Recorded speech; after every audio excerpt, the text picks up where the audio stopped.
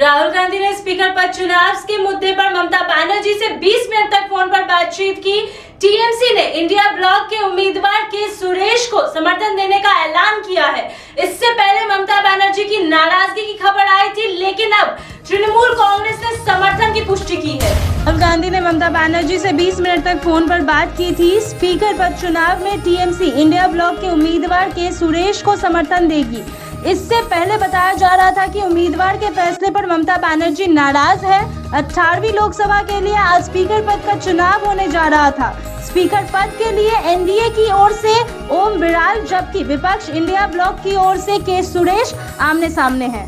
আজকে আমাদের ক্যাবিনেটে অলরেডি বাজেটের ড্রাফট যেগুলো নিয়ে আলোচনা হয় এগুলো নিয়ে আমরা অলরেডি মিটিং করেছি এবং যেহেতু আমার হাতে মাত্র 2 দিন টাইম আছে তাই এমার্জেন্সি সিচুয়েশনের জন্য আমি দিল্লি যাওয়ার বাতিল করেছি এবং আমি এই ওয়ান নেশন ওয়ান ইলেকশনের যে কমিটি চেয়ারম্যান রামনাথ কোবিন্দজি, উনি x president, is a very gentleman, ভীষণ ভদ্র মানুষ।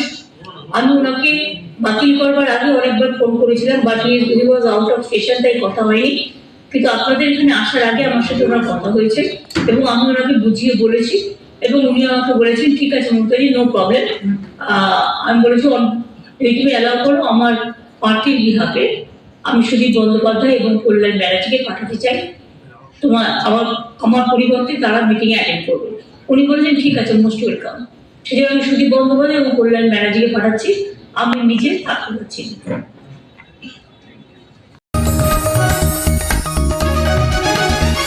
आप देख रहे हैं न्यूज़ UNI।